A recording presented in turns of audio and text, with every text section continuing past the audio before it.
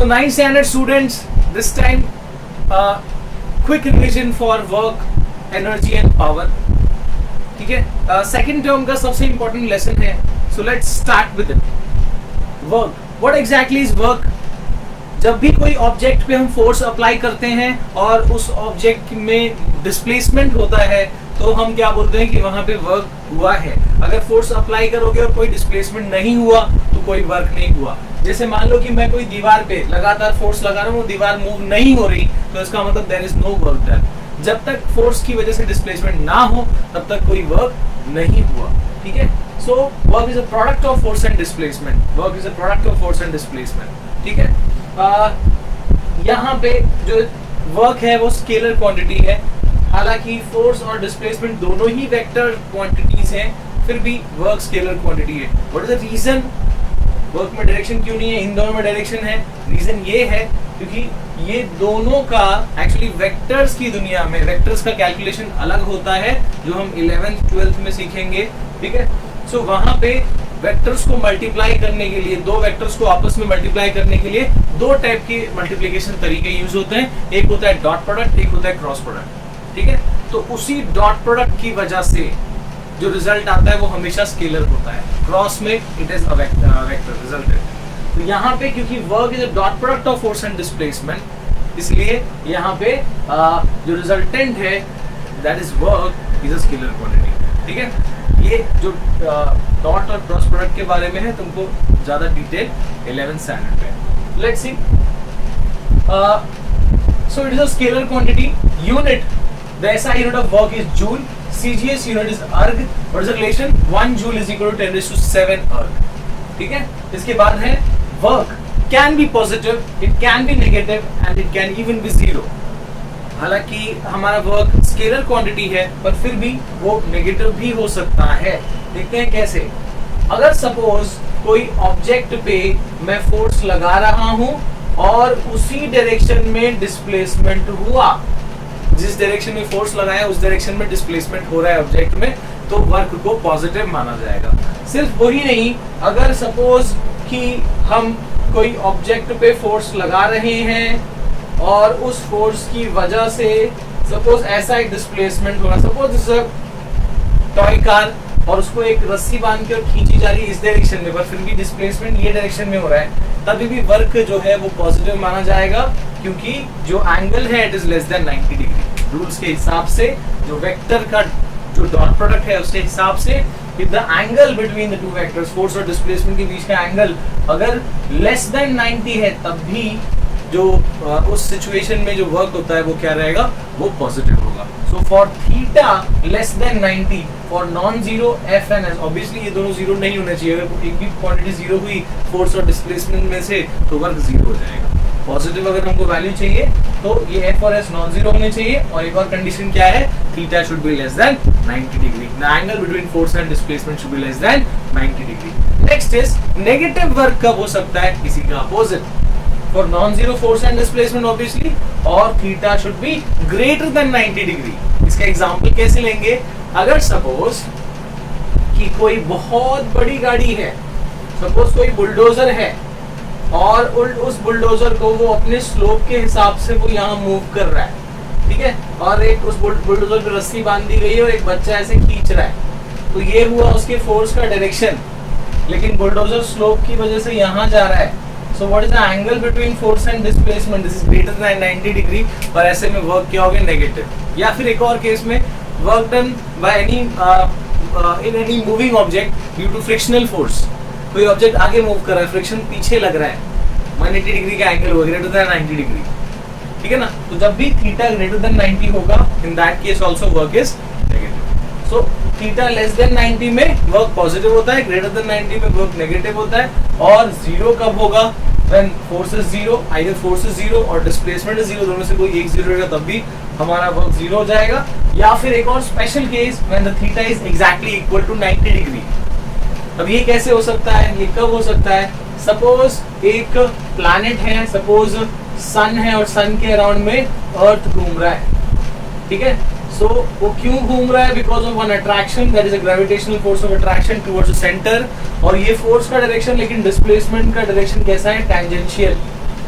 सो यहाँ पे रेडियस और टैंजेंट के बीच में जो एंगल है इट इज 90 डिग्री, और ऐसे सिचुएशन में भी बाय वेक्टर रूल जब थीटा 90 होता है तब भी वर्क कितना होता है, work is 0. So work positive कब, when for non zero F and S theta less than 90.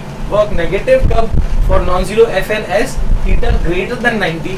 Work zero कब, फॉर f इक्वल टू 0 और s इक्वल टू 0 और थीटा इक्वल टू 90 डिग्री. ठीक है, इसके बाद कमिंग टू एनर्जी.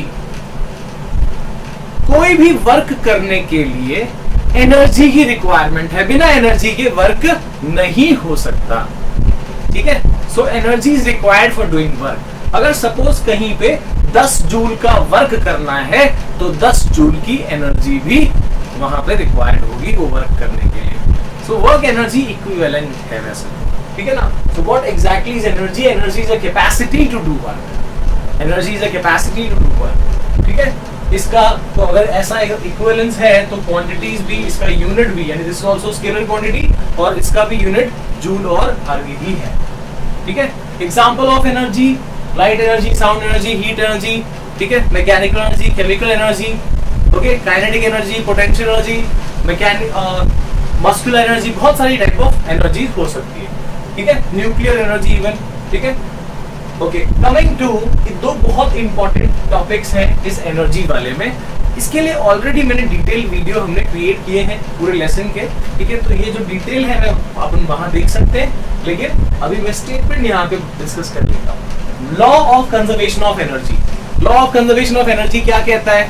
जैसे law of conservation of mass था, हमने केमिस्ट्री में देखा था, वैसे law of conservation of energy क्या है? एनर्जी कहीं भी क्रिएट नहीं हो सकता, किसी मशीन में एनर्जी क्रिएट नहीं होता, जनरेट नहीं होता, और ना ही एनर्जी डिस्ट्रॉय हो सकता है. तो इसके हिसाब से टोटल एनर्जी हमेशा यूनिवर्स की कांस्टेंट ही रहती है. Energy can neither be created nor be destroyed, the total energy in the universe always remains constant. ठीक है, इसमें एक और लाइन क्या है? It can be converted from one form to another. ठीक है ना, energy can neither be created nor be destroyed, it can only be converted from one form to another, and the total amount of energy in the universe always remains constant. ठीक है, कोई भी phenomena में, ठीक है, energy constant होती है. जैसे कि अगर हम टेलीफोन पे बात कर रहे हैं तो हम जो साउंड प्रोड्यूस कर रहे हैं वो साउंड एनर्जी कन्वर्ट हो रही है किसके अंदर? इलेक्ट्रिक के अंदर, और सामने जो आदमी सुन रहा है वहां पे electric energy is back converted to sound energy. जैसे एक क्रैकर है, उसमें केमिकल एनर्जी है, वो बर्स्ट होता है तो उसमें से हीट, लाइट और बाकी एनर्जी निकलती है.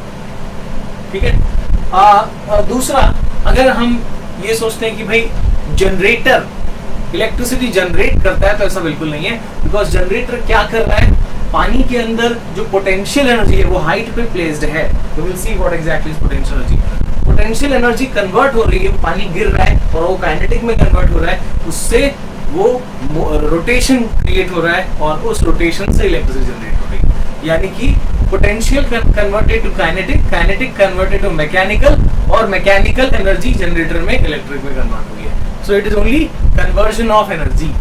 उसका नाम जनरेटर है बट वो असल में एनर्जी को कन्वर्ट करता है. ठीक है ना. Next is work energy theorem.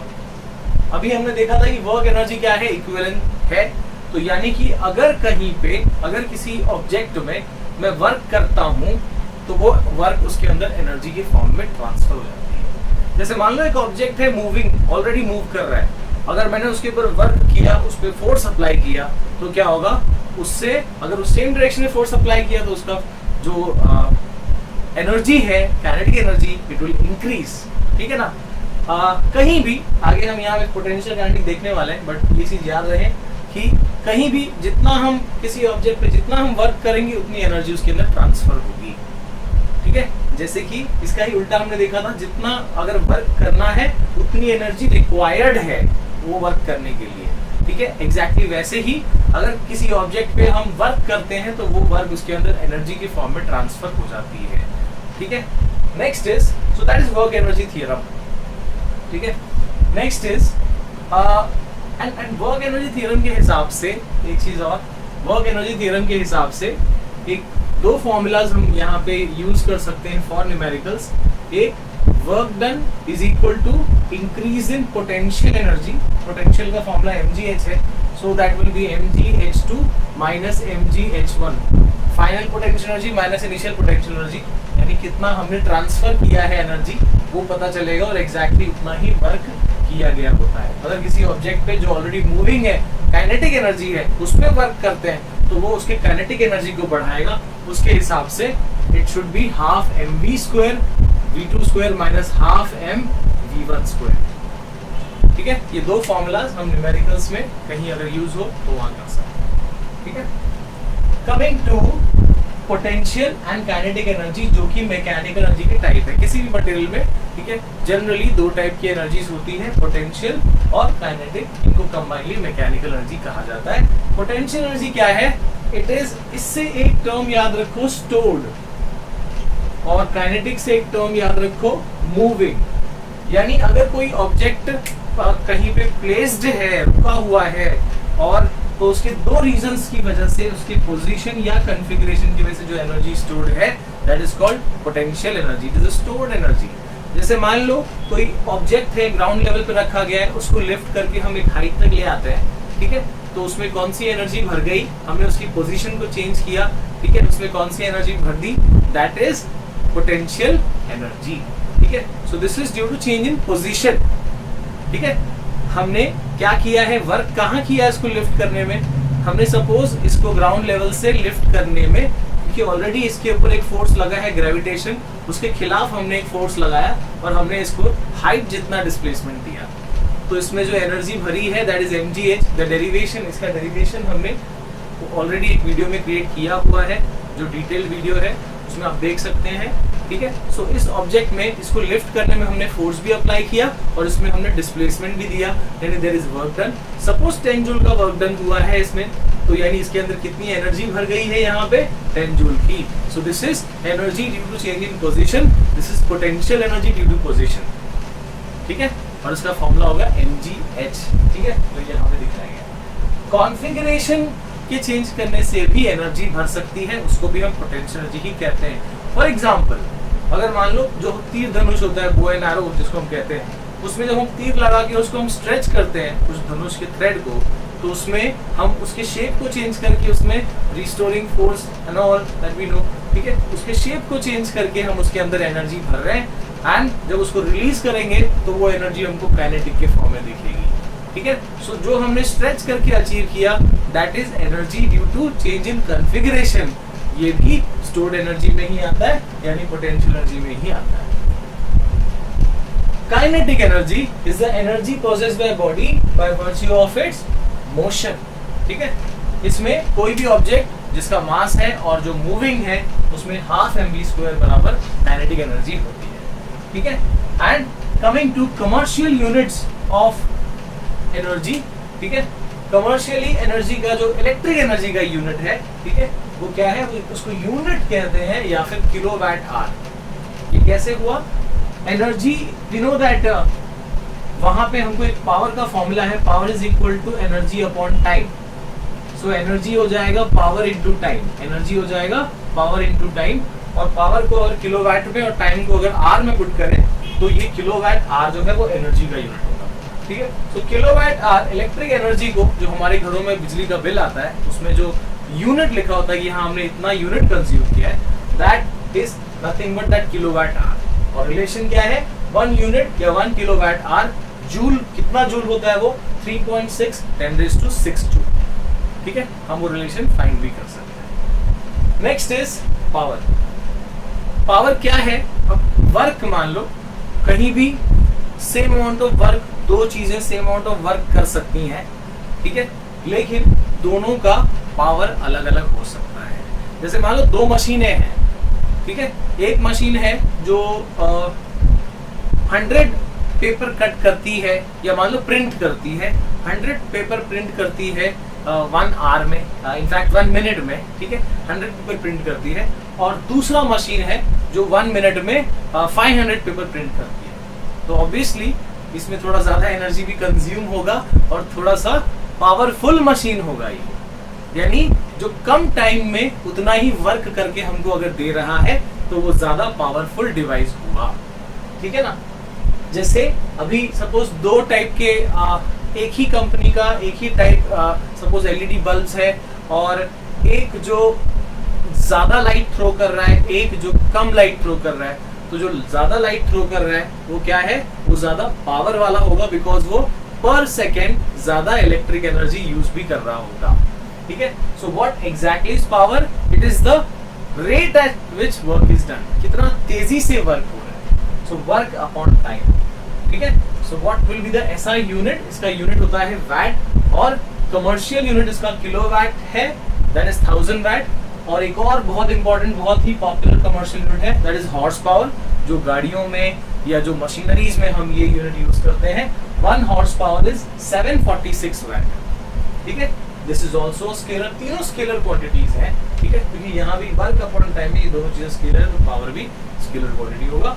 ठीक है, इसके बाद कुछ और फॉर्मूलाज हैं पावर के, जैसे power is equal to work by time था, work is equal to energy, so energy by time भी लिख सकते हैं। Energy can be potential, can be kinetic, so mgh upon time भी हो सकता है, या हाफ mv² बाय टाइम भी हो सकता है। और एक बहुत important formula, we know that power is equal to work upon time, और वर्क का फॉर्मूला क्या है, force into displacement, so force into displacement by time, but we know that displacement by time is velocity, so power can also be given by force into velocity, very important formula। ठीक है, so hope आप लोगों को ये quick revision ठीक लगा होगा।